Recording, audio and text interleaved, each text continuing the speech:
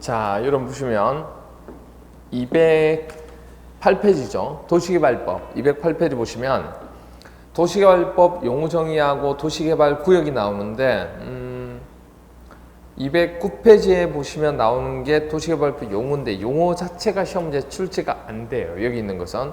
그래서 210페이지 보시면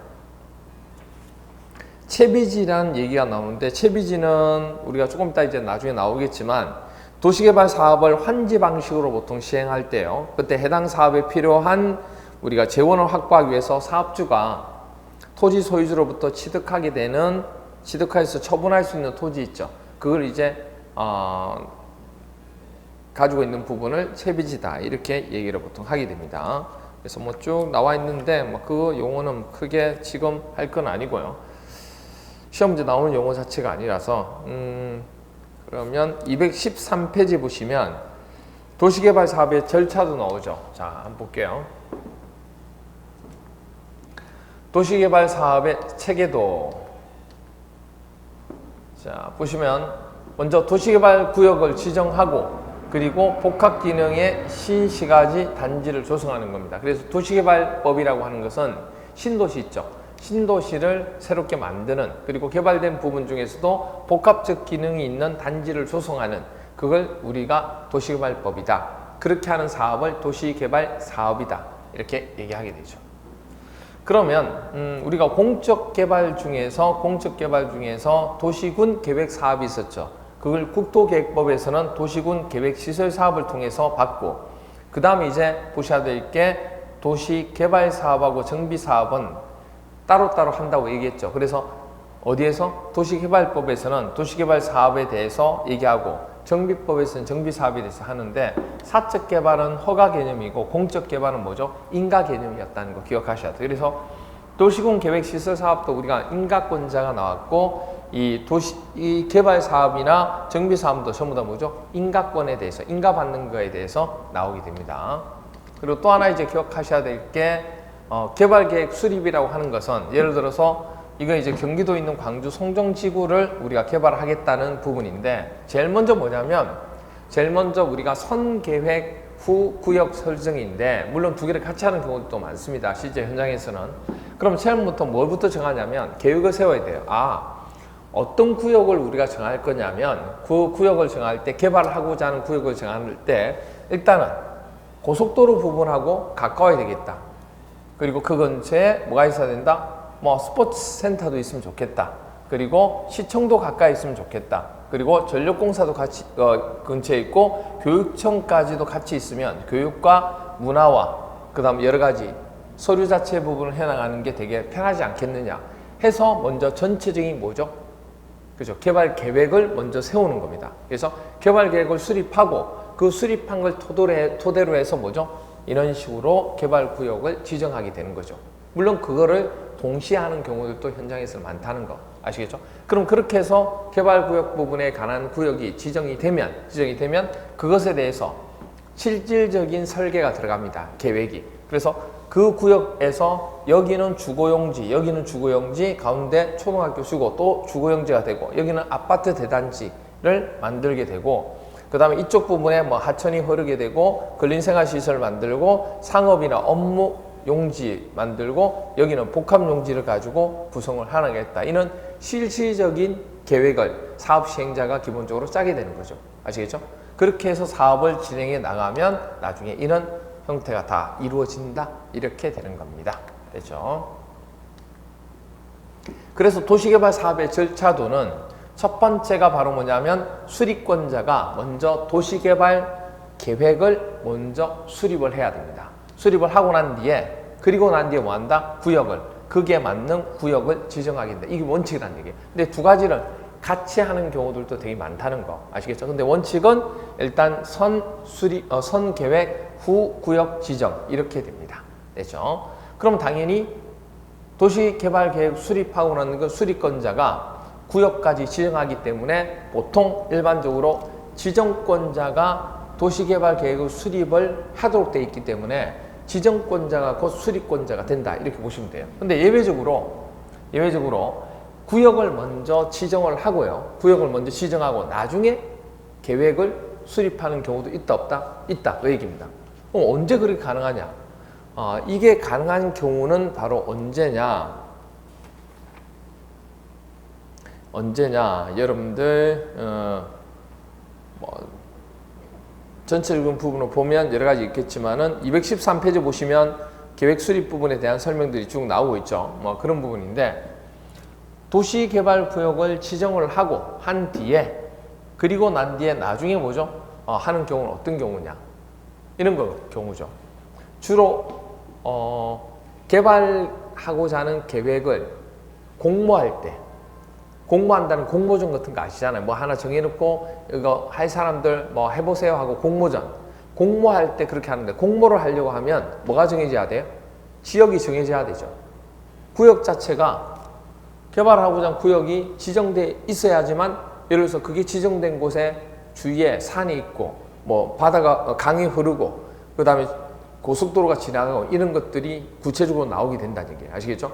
그럼 그런 것들이 뭐 해야지만 구역 부분이 지정되고 난 뒤에 공모전을 통해서 개발을 어떤 식으로 하겠다는 걸 뽑겠다는 얘기잖아요. 그러니까 공모할 때, 개발 계획에 공모할 때는 구역을 지정하고 나중에 계획한다는 거고 또 하나는 뭐냐면 개발이 되지 않은 지역 있죠.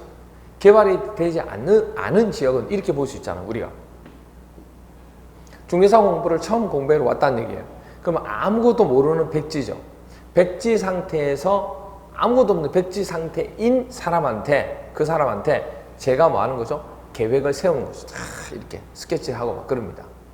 근데 공인중개사 공부를 한 사람은 제가 거기다 스케치 하려고 하면 쉽지 않죠. 그렇죠? 쉽지 않잖아요. 그러니까 뭐냐면 계획을 어떤 세우고 그 계획에 맞는 지역을 선택하는 게 더 편하다는 얘기예요. 그럴 때는. 아시겠어요? 그런데 지금은 구역을 정해놓고 계획을 세우는 거니까 구역을 정해놓고 계획을 세우려고 하면 뭔가가 만들어진 것보다는 만들어지지 않은 곳에야 내가 스케치를 할 수 있잖아요. 계획을 세울 수 있잖아요. 그래서 선 구역 지정 후에 계획 수립을 하는 것은 뭐가 된다? 개발이 되지 않은 곳. 그러면 도시지역이 아닌 도시지역 외 지역이 되겠죠. 그럼 도시지역 중에서도 우리가 뭐죠? 도시지역 중에도 주, 공, 쌍, 녹이 있는데 녹지지역은 말 그대로 개발이 덜 된 곳 중에 하나죠. 개발이 덜 된 곳 중에 하나죠. 근데 대표적으로 녹지지역 중에서도 어디? 보전, 보생자잖아요. 그렇죠? 그러니까 보전 녹지는 개발하면 안 되는 거니까 안 되고 그러면 뭐가 있어요? 그렇죠. 자연 녹지 지역은 개발을 할 수 있는 곳이니까 가능한 거고 그 다음 또 하나 뭐죠? 생산 녹지. 생산 녹지는 많이가 아니고 어떤 부분적인 것만 가능합니다. 한 30% 정도? 그 정도. 이게 이제 얘기가 나올 거예요. 그리고 또 하나가 아까 얘기했듯이 이 부분 얘기했듯이 지역은 자연 녹지 지역, 생산 녹지 지역, 도시 지역 외 지역 이렇게 되고 그 다음에 이제 국토교통부 장관이 지역에 상관없이 국장이 국가균형 발전을 위해서 지정하려는 지역이 있다는 얘기예요. 국가의 전체적인 뭐죠? 균형적인 발전을 위해서 여기도 조금 해주고 저기도 조금 해주고 해야 될 거. 그곳은 지역에 상관이 없어요. 상업지역이 되든 공업지역이 되든 뭐 주거지역이든 상관이 없다는 얘기예요. 대신 자연환경 보전 지역은 아무리 국가 균형 발전이라 할지라도 보전을 하는 거기 때문에 할 수는 없다는 거. 그리고 원래는 주거지역이나 공업지역, 상업지역은 개발이 되어 있는 상태이기 때문에 이 지역이 차지하는 면적이 많은 곳은 개발구역을 먼저 지정하기가 힘들다는 얘기예요. 그래서 이 비율이 작아야 돼요. 그래서 이 면적의 합계가 전체 우리가 개발하고자 하는 면적의 30%를 넘어서면 안 돼요. 그렇죠? 그러면 구역을 먼저 지정할 수 없어요. 그래서 30%, 100분의 30 이하의 지역인 경우, 그럴 경우에 예외적으로 구역을 먼저 지정하고 계획을 할 수가 있다는 거. 되죠? 그럼 이제 문제를 통해서 한번 보면 26회 때 도시개발법령상 도시개발구역을 지정한 후에 개발계획을 수립할 수 있는 경우가 아닌 걸 물어봤어요. 개발계획을 공모하는 경우 맞나요? 맞죠. 아까 얘기했죠. 그리고 자연녹지지역에서 도시개발구역하는 지정인 거 맞고 도시지역 외의 지역에 도시개발구역 지정인 거 맞고 국장이 국가균형발전을 위해서 관계중앙행정기관의 장과 협의하여 상업지역이 되든 어디가 되든 상관없어요. 어디만 빼고 자연환경 보전지역만 빼고 도시개발하는 경우 가능하죠. 해당 도시개발구역이 포함되는 주거지역이 전체 도시개발구역, 주거지역뿐만 아니고 공업지역, 상업지역 다 해당돼요. 도시개발구역 지정면적의 30% 이하가 돼야 되는데 지금 40%죠. 그럼 틀렸죠. 답은 5번. 되죠? 그렇게 해서 우리가 구역 부분까지 정해지는데 그러면 지정권자가 곧 계획까지 수립까지 해야 된다고 얘기했잖아요. 그럼 둘 다 같다고 얘기했잖아요. 그럼 같으면 이거 한번 보셔야 되죠. 자, 지금 하는 게 도시개발 사업이잖아요. 그럼 도시개발 사업은 도시군 관리계획을 통해서 결정되는 거 맞죠? 그러면 도시군 관리계획 결정은 아까도 얘기했지만 뭐죠? 시도지사, 그리고 대도시장, 그리고 예외적으로 국장 이렇게 됩니다. 그러니까 당연히 여기 부분에 있어서 어디가 돼요? 계획 부분에 있어서 우리 계속했던 거 여기.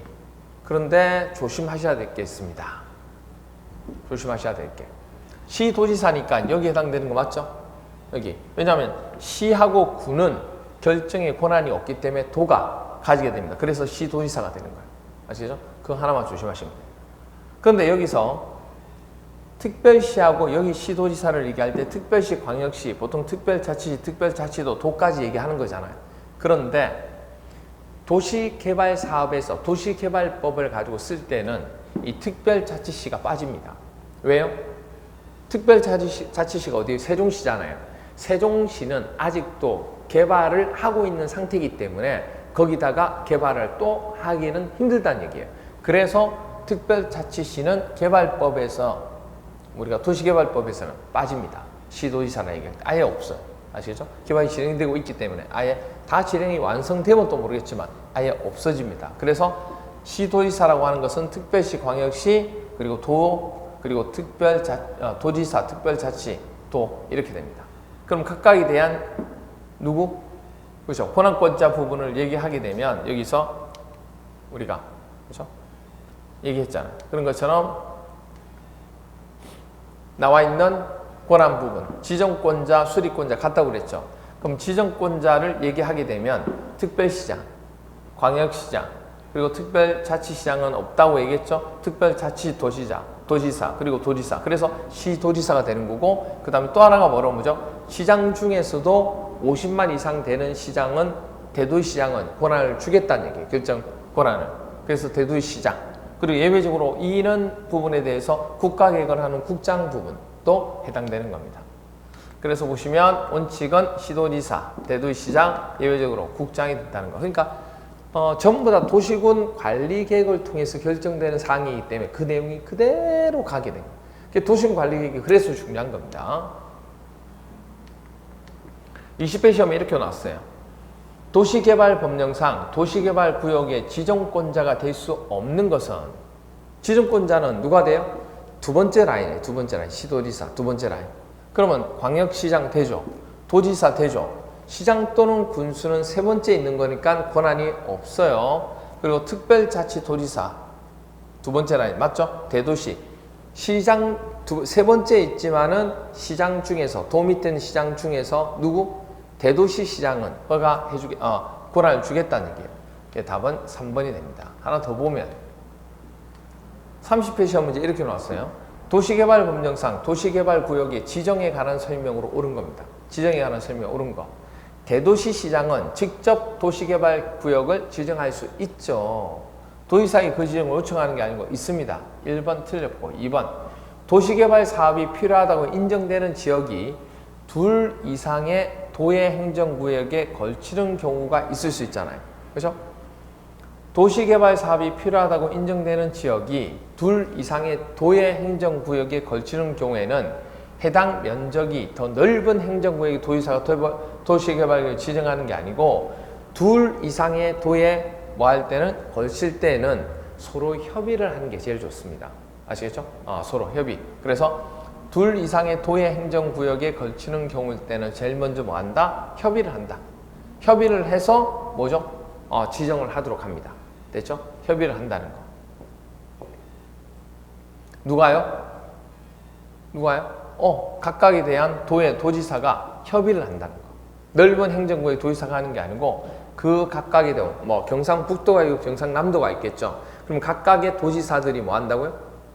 면적이 넓은 쪽에서 지정하는 게 아니고 둘 협의해서 요번에 네가 하지. 그다음 다음에는 너가 하지. 이런 식으로 한다는 얘기예요. 그런 식으로 해주는 게 원칙인데 만약에 협의가 안 될 수도 있어요, 없어요? 있죠. 안 되면 어떻게 할까요? 그럼요.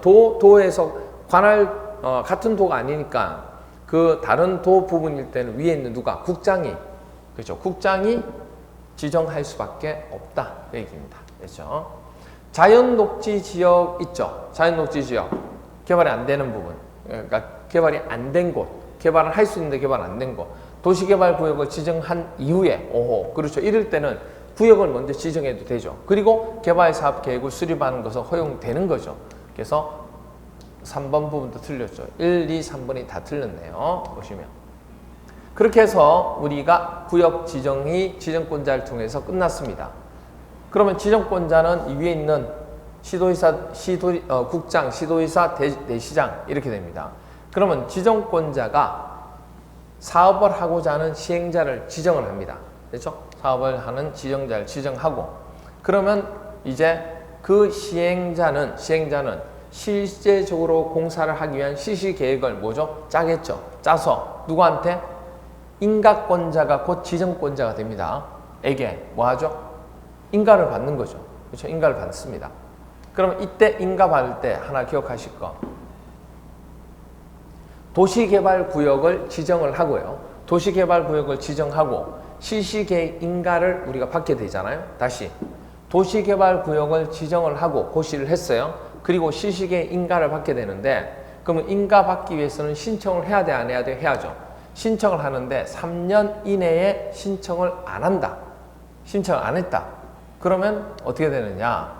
도시개발구역 지정이 해제가 됩니다. 언제요? 3년이 되는 날 다음 날에 해제가 된다는 거. 그거 기억하셔야 돼요. 그러면 해제가 되는 도시개발구역 지정이 해제가 되는 경우는 이 말고 또 있느냐? 있습니다. 바로 공사가 다 끝나고 난 뒤에 공사 완료했습니다 하고 공고하는 그 공고 다음 날에 해제가 됩니다. 이 경우는 당연한 얘기잖아요. 그렇죠? 이 두 가지가 뭐다? 도시개발구역 지정이 해제가 되는 그 경우를 얘기합니다. 됐죠? 자, 그리고 이제 실시계획 인가가 났어요. 그럼 공사해란 얘기잖아요. 그러면 시행자가 사업 시행을 합니다. 이제 사업 시행을 해요. 사업 시행을 합니다. 그때 사업 시행을 하게 되는데 이 시행자를 변경할 수 있는 경우가 있습니다.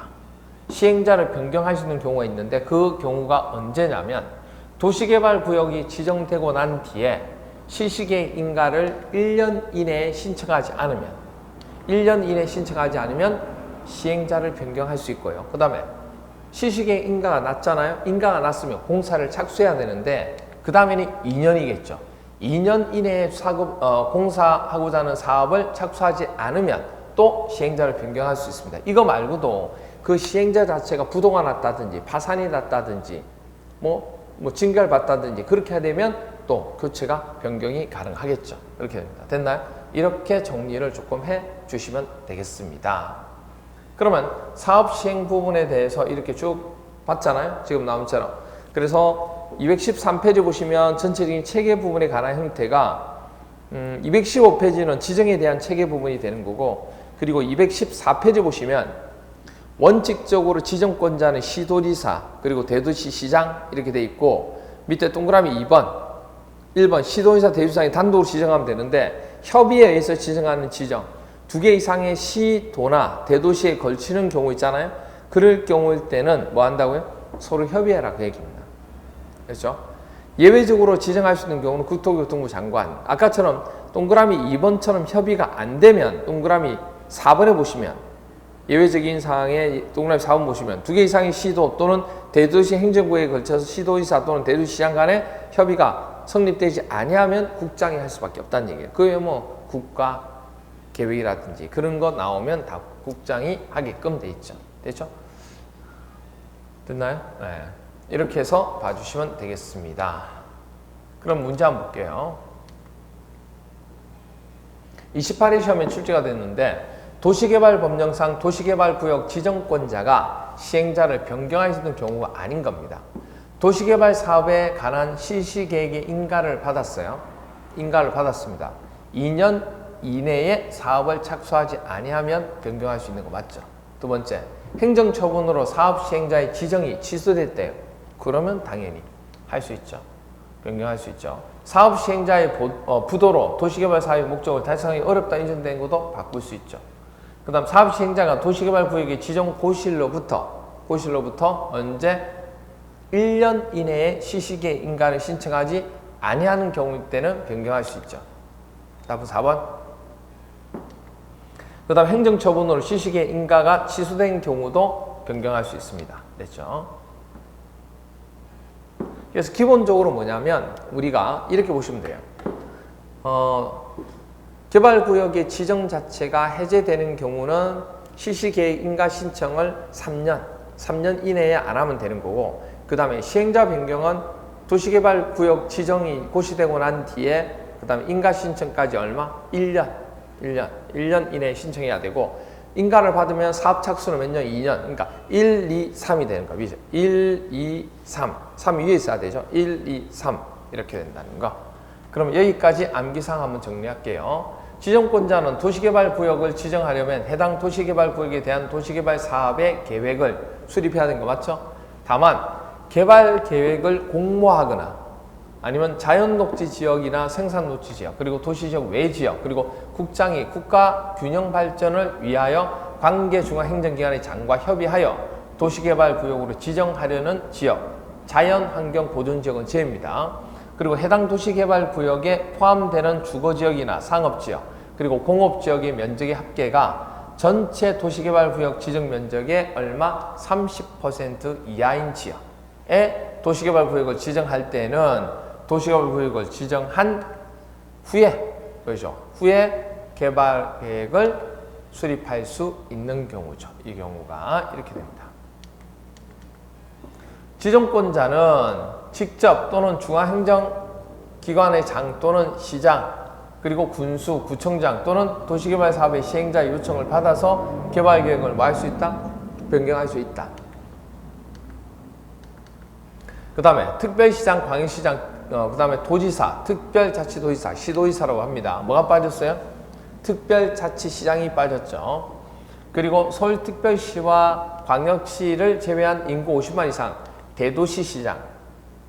지금 이제 뭐냐면 지정권자 얘기하는데, 지정권자는 시도지사, 대도시장, 시장군수, 구청장 지정권자 아니에요. 그리고 예외적으로 뭐죠?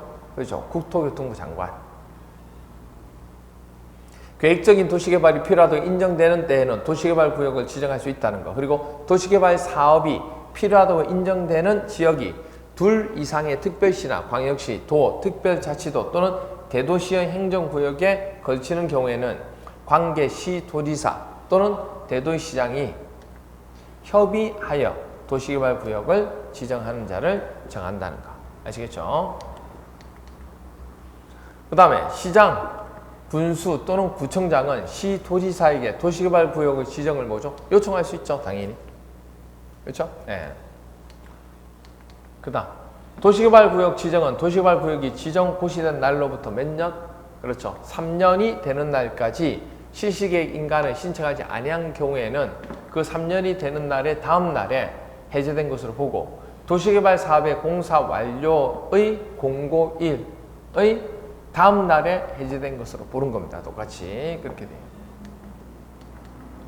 그 다음 지정권자는 도시개발구역의 전부를 환지 방식으로 시행하는 시행자가 도시개발구역의 지정 고시일로부터 얼마? 그렇죠. 1년 이내에 시시계획 인가를 신청하지 아니하는 경우일 때는 우리가 시행자 변경할 수 있는 거고, 그리고 도시개발 사업에 관한 실시계획에 인가받은 후에 2년 이내에 사업을 착수하지 아니할 때도 우리가 시행자를 변경할 수 있고요. 행정처분으로 시행자의 지정이나 실시계획에 인가가 취소된 경우, 그 다음에 이것도 뭐다? 시행자 부분을 변경할 수 있고, 그리고 시행자의 부도나 파산, 그 밖에 유사한 사유로 도시개발 사업의 목적 달성하기 어렵다 인정되는 경우 있죠. 그럴 때에도 우리가 변경할 수 있다는 거. 그렇죠? 그 다음 지정권자인 국장이 실시계획을 작성하거나 인가하는 경우입니다. 그러니까 지정권자가 곧 시행자가 된 거죠. 이런 경우일 때는 시도지사 또는 대도시장의 의견을 들어야 되고, 지정권자가 만약에 도지사가 실시계획을 작성하거나 인가하는 경우에는 시장 또는 군수 또는 구청장의 의견을 미리 뭐한다? 들어야 한다는 거. 되죠? 이렇게 봐주시면 되죠. 자, 보시면 이제 우리가 사업시행 부분 나오죠. 사업시행은 여러분들 그 217페이지 보시면 도시개발 그 사업의 시행자하고 시행 방식이 나옵니다. 뭐 시행자 지정 부분 나오고, 그리고 이제 사업 시행 방식이 나오는데, 사업 시행에 대해서는 크게 세 가지 수용 또는 사용 방식이 있고, 그리고 환지 방식이 있고, 혼용 방식이 있어요. 각각에 대해서 한번 살펴볼게요. 먼저 수용 방식은 이런 식으로 개발이 안 된 땅을 뭐 하겠다? 돈을 주고 토지를 회수하겠다는 얘기예요. 그래서 개발되는 토지 가치에 대한 금액을 개인에게 국가나 지자체가 지급을 하고 사들이는 방식이에요. 이게 수용이죠. 그렇게 해서 뭐죠? 체계적이고 집단적인 토지를 개발해 나가는 겁니다. 이게 바로 수용 방식이 되는 거죠. 그렇죠? 이렇게 해서 전체적으로 해 나가는 거. 그러니까 그러면 우리가 다 사들였기 때문에 체계적으로 할 수도 있고 집단적으로도 가능하다 그 얘기입니다. 그래서 개발 규모가 되게 커지죠. 그렇게 되면. 그리고 토지 가격이 낮을 때 가능한 거고, 그 다음에 사업 비용이 아무래도 매입을 하는 거니까 많아지겠죠. 그리고 진행 시간은 짧아집니다. 그리고 환지 방식은 뭐냐면, 이렇게 개발이 안 된 땅을 수용된 토지 주인에게, 소유권자에게 보상금을 지급하는 대신에 개발구역 내에 조성된 토지를 주는 방식입니다. 그래서 일단은 야, 너희들 나가 있어. 나가 있으면 내가 반듯하게 해서 예쁘게 해서 도로까지 깔끔하게 만들고 공원까지 만들어서 새롭게 도시를 개발해서 줄게. 그래서 나가 있어 하면, 나가 있으면 이런 식으로 반듯하게 A라는 소유권자는 A로 올 거고 B는 B로 올 거고 C는 C로 오겠죠. 근데 올 때 여러분 따르셔야 될 게, 도로도 만들어야 되고 공원도 만들어야 되고, 그리고 이 사업을 하는 시행자가 뭐 땅 팔아서 장사하는 거 아니잖아요. 그럼 자기도 뭐죠? 이 공사를 하게 되면 이익을 받아야 되잖아요. 그래서 그거에 대해서 채비지라고 해서 A라는 소유권자가 우리가 나갔다가 다시 돌아올 때는 A 토지 전체 다를 하는 게 아니고 일부분을 떼서 도로도 만들고, 그리고 사업시행자한테 뭐죠? 사업시행자가 공사를 하니까 거기에 대한 금액을 뭐 할 수 있도록 해나갈 수 있도록 채비지를 만들어서 채비지를 통해서 건물을 지어서 그걸 통해서 나오는 금액으로 충당하겠다 그 얘기입니다. 그래서 보통 해나가는 게 바로 환지 방식입니다. 아시겠죠?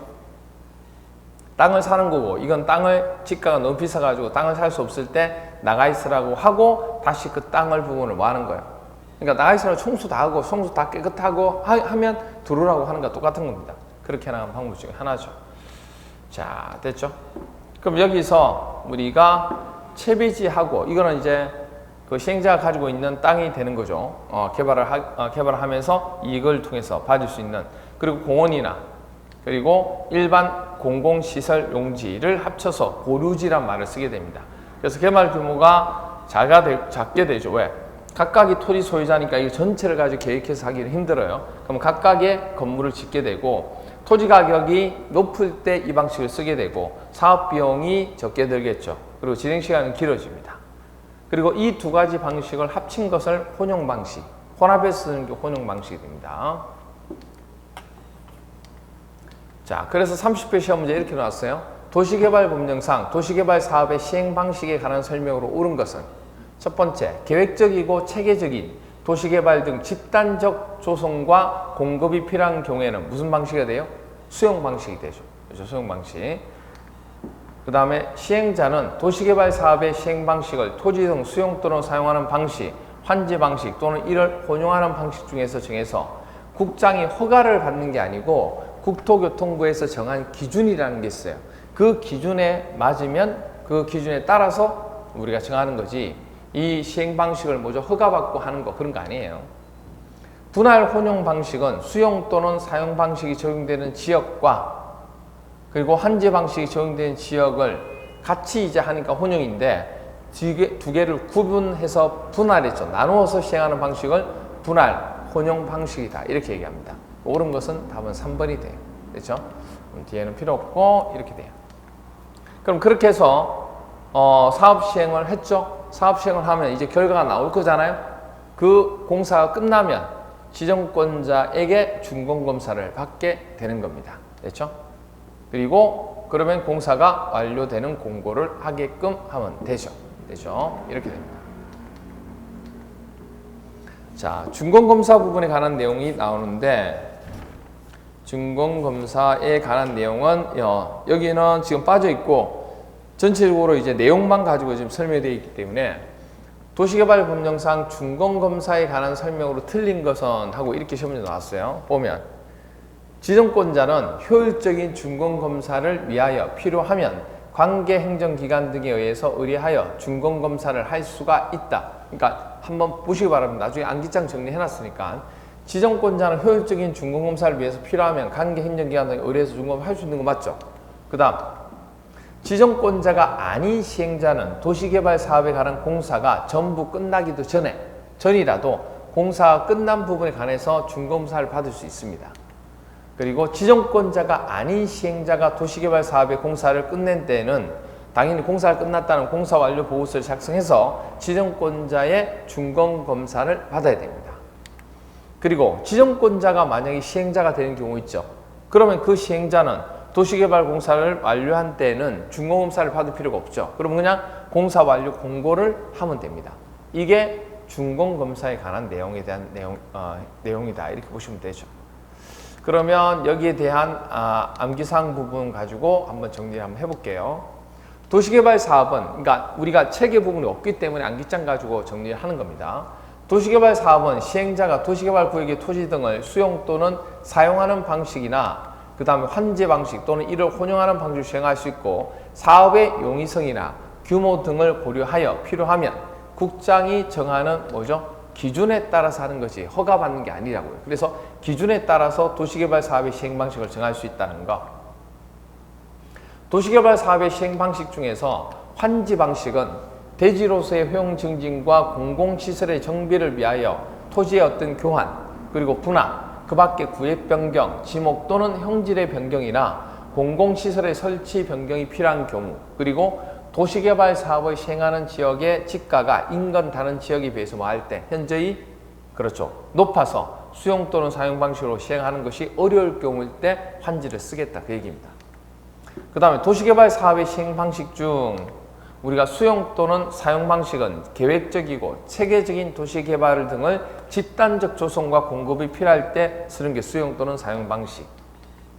그리고 도시개발 사업 시행 방식 중에서 도시개발 구역으로 지정하려는 지역이 부분적으로 환지 방식이나 수용, 사용 방식에 해당하는 경우에는 혼용 방식을 이루고, 그 혼용 방식 중에서 수용 또는 사용 방식이 적용되는 지역하고 환지 방식이 적용되는 딱 나눈 거예요. 그렇죠? 사업 시행 지구별로 분할해서 시행하는 것을 분할 혼용 방식, 분할이 안 하면 미분할 혼용 방식, 이렇게 얘기하죠. 그 다음에 시행자가 지정권자가 시행자가 아닌 시행자가, 그죠? 지정권자가 시행자가 아닌 경우입니다. 도시개발 사업의 공사를 끝낸 때에는 국토교통부로 정하는 바에 따라 공사 완료 보고서를 작성해서 지정권자한테 준공검사를 받아야 됩니다. 지정권자가 시행자일 경우에는 그 시행자는 도시개발 사업의 공사를 완료할 때는 공사 완료 공고만 하면 돼요. 준공검사 받을 필요가 없다는 얘기예요. 지정권자는 공사 완료 보고서를 받으면 지체 없이 준공검사를 해야 한다는 거. 그리고 이 경우 지정권자는 효율적인 준공검사를 위해서 필요하면 관계행정기관과 공공기관, 연구기관, 그 밖에 전문기관 등에 의뢰해서 준공검사를 할 수 있다는 거. 됐죠? 이렇게 됩니다. 그 다음 마지막으로 시행자는 도시개발 사업을 효율적으로 시행하기 위해서 필요하면 해당 도시개발 사업에 관한 공사가 전부 끝나기 전이라도 공사가 끝난 부분에 관해서 준공검사를 받을 수 있다, 없다? 있다. 됐나? 이렇게 주어지게 됩니다. 그래서 여기까지 하면 우리가 제2장, 그렇죠? 3장이죠. 여기서는 3장 도시개발법에 대한 개발 사업에 대해서 전체적인 체계 부분은 정리를 했습니다. 아시겠죠? 그렇게 정리하시면 되고, 다음 시간에 그럼 이제 4장에 나와 있는 도시 및 주거환경정비법 있죠. 여기는 용어 정리 부분까지 조금 해야 돼요. 용어 정리도 하면서 그 다음 또 뭐 해야 되냐면 개발도 체계 부분도 같이 봐주셔야 됩니다. 도시개발법은 체계만 잡아줬기 때문에 용어 자체가 이렇게 뭐 시험 문제 나오고 하는 것들은 없어서 체계만 가지고 정리 한번 했습니다. 그리고 다음 시간에 우리 도시 및 주거 환경 정비법을 통해서 우리가 용어 정리도 하고 그다음 체계도 같이 잡아서 설명을 한번 드리도록 하겠습니다. 오늘은 여기까지 해서 마치도록 하겠습니다. 수고했습니다.